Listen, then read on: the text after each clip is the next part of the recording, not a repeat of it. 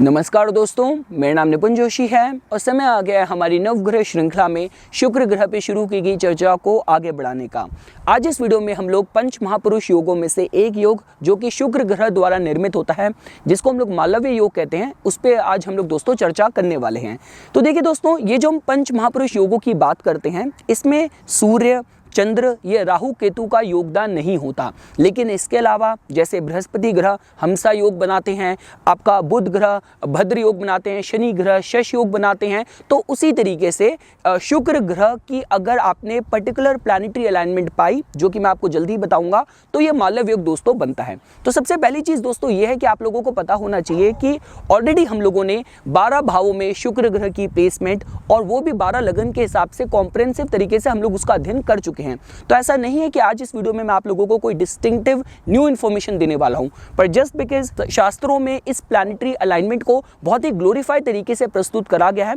तो जिसकी वजह से आज इस योग को मैं एक्सक्लूसिवली दोस्तों आप लोगों को बताने की कोशिश करूंगा। तो पहली चीज दोस्तों यह है कि इस योग की एलिजिबिलिटी और इस योग के फॉर्मेशन आप किस तरीके से कुंडली में देख सकते हैं। तो बहुत ही स्वाभाविक सी बात है, हमारी कुंडली के जो केंद्र भाव होते हैं, जिनको हम लोग विष्णु स्थान भी बोलते हैं, 1st house, 4th house, 7th house, 10th house, अगर इन भावों में आप लोगों ने शुक्र ग्रह को या तो आपने स्वराशिस्थ पाया, मतलब शुक्र की जो अपनी स्वयं की राशि है वृषभ राशि, तुला राशि, अगर आपने इन केंद्र भाव में शुक्र ग्रह को उनकी स्वयं की राशि में पाया, या फिर शुक्र ग्रह की जो एक्सॉल्टेशन की राशि है जो कि मीन राशि है, उसमें अगर आपने शुक्र ग्रह की किसी भी केंद्र भाव में प्लेसमेंट पाई, तो ये मालव्य योग को दोस्तों फॉर्म करती है। दोस्तों देखिए, इस योग की खास बात यह है कि ये 12 लगन के जातकों के लिए ये जो कॉम्बिनेशन है मालव्य योग का बन सकता है। मालव्य योग जिसकी कुंडली में भी बनेगा, इसका मतलब उसके जीवन में माता लक्ष्मी की, अष्ट लक्ष्मी की हर तरीके से कृपा रहने वाली है। तो देखिए दोस्तों, अब जैसा कि आप लोगों को पता है, ऑलरेडी हम लोग शुक्र ग्रह की प्लेसमेंट के बारे में,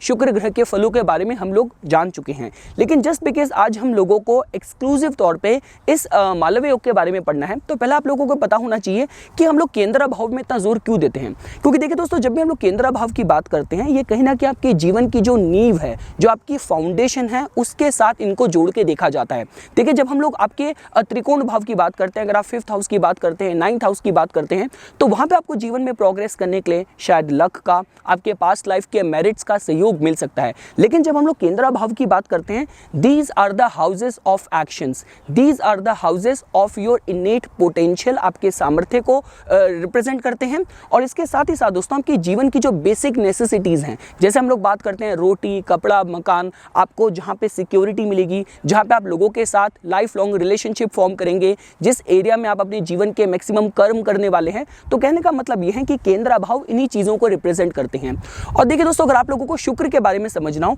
तो देखिए दोस्तों, कुंडली में शुक्र का अच्छा होना एक पॉजिटिव साइन इस तरीके से जोड़ के देखा जाता है कि शुक्र को कहीं ना कहीं आप अपनी हैप्पीनेस की राशि की तरह, एक हैप्पीनेस के ग्रह की तरह जोड़ के देख सकते हैं। देखिए, जब हम लोग मंगल ग्रह की बात करते हैं, तो मंगल ग्रह तो आपको जीवन में जो कुछ भी देंगे, आपको उसके लिए फाइट करना पड़ेगा। शनि ग्रह आपको जीवन में जो कुछ भी देंगे, उसके लिए आपको एंड्योर करना, आपकी सहन शक्ति, आपका पेशेंस टेस्ट करा जाता है, उसके बाद आपको चीजें मिलती हैं। राहु ग्रह के समय पे राहु ग्रह का इन्फ्लुएंस किसी को थोड़ा सा षड्यंत्रकारी, किसी को थोड़ा सा डिप्लोमेटिक बना सकता है चीजों के फल प्राप्त करने के लिए। लेकिन जब हम लोग सौम्य ग्रहों की बात करते हैं, आप चंद्र की बात करें, आप बुध की बात करें, आप शुक्र की बात करें, बृहस्पति की बात करें, तो इनके समय पे बहुत ग्रेसफुली आपको जीवन में अच्छे फल मिल सकते हैं। तो कहने का मतलब यह है दोस्तों कि अगर सपोज कीजिए आपके केस में अगर आपका जो लग्नेश है, वो लग्नेश ही आपकी कुंडली के जिस भी भाव में मालव्य योग बन रहा है, क्योंकि फॉर एग्जांपल जो आपके वृषभ लगन के जातक हैं, उनके 1st हाउस में ही मालव्य योग बन सकता है अगर शुक्र ग्रह की प्लेसमेंट हुई। तुला लगन के जातक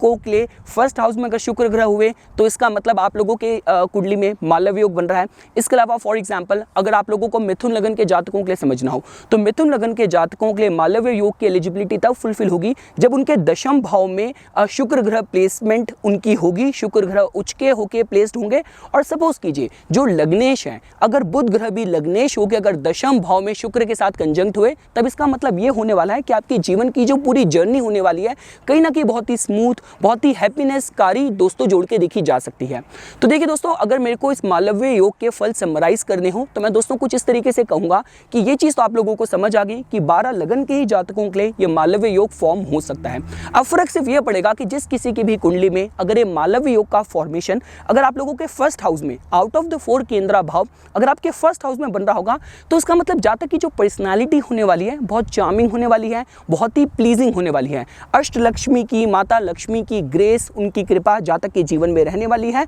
और कहीं ना कहीं जातक अपने जीवन में हैप्पीनेस अटेन करने के लिए जितने भी सुख साधन जीवन में अर्जित करना चाहता है उसके अंदर क्षमता होगी कि खुद ही वो अपने सेल्फ इनिशिएटेड एफर्ट से जीवन में वो सुख समृद्धि प्राप्त कर पाए, उसको और किसी पे डिपेंडेबिलिटी करने की, निर्भर होने की जरूरत ना पड़े। सेम गोज विद दोस्तों, अगर आप लोगों ने आउट ऑफ द 4 केंद्रा भाव अगर आप लोगों ने किसी की कुंडली में 4th हाउस में अगर आप लोगों ने मालव्य योग बनता आपने पाया, जो कि बहुत ही स्वाभाविक बात है, कर्क लगन के जातकों के लिए 4th हाउस में जहां पे आपको तुला राशि मिलेगी वहां पे ये मालव्य योग फॉर्म हो सकता है। तो कहने का मतलब ये है दोस्तों, अगर 4th हाउस में किसी के मालव्य योग बन रहा है तो इन जातकों के लिए जीवन में अगर आप सही मायने में लग्जरी की बात करें, डोमेस्टिक हैप्पीनेस और ग्रेस अटेन करने के हिसाब से बात की जाए तो इस माध्यम से जातक अपने जीवन में सुख समृद्धि प्राप्त कर सकता है। ऐसा भी हो सकता है कि जातक का विवाह ही ऐसे जीवन साथी के ऐसे पार्टनर के साथ हो जाए कि जिसकी वजह से जातक को जीवन में सुख समृद्धि के सारे साधन मिल जाएं। ये भी आप दोस्तों फलों की तरह जोड़ के देख सकते हैं। और इनर कंटेनमेंट प्राप्त करने की बात की जाए, जीवन में अच्छा टेस्ट होने की बात की जाए, जातक इन सारे एरिया में ब्लेसेड रहने वाला है। ये भी आप दोस्तों फलों की तरह जोड़ के देख सकते हैं। अब हम लोग आ जाते हैं दोस्तों, अगर आप लोगों ने किसी के 7th हाउस में मतलब आपने ये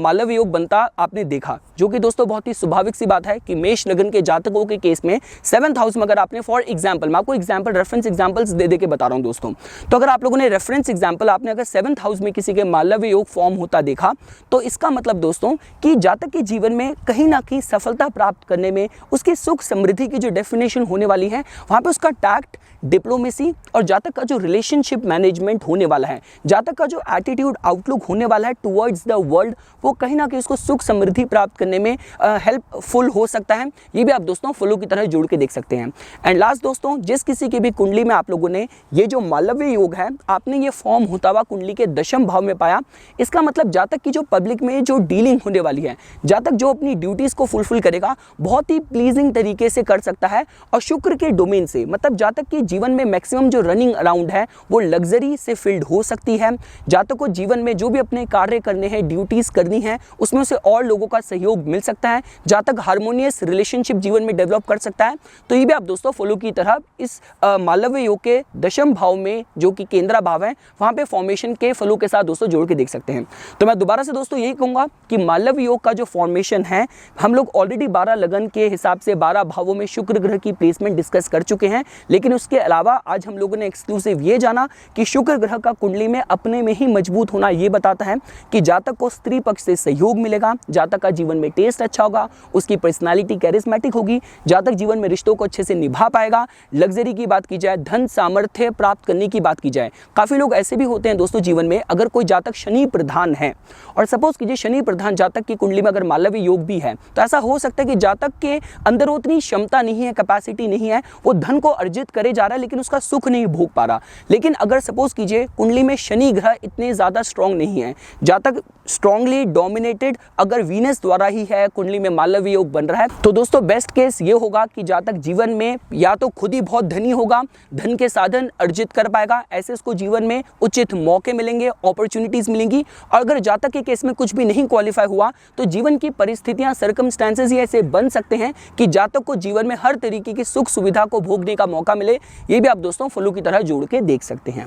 तो ये कुछ बातें थी दोस्तों जो आज मैं इस पंच महापुरुष योगों में से एक मालव्य योग के विषय में आप लोगों के सामने प्रस्तुत करना चाहता था। इसी तरीके की वीडियोस की समय समय पर अपडेट प्राप्त करने के लिए कृपया करके मेरा YouTube चैनल सब्सक्राइब कीजिए और मेरा Facebook पेज लाइक कीजिए।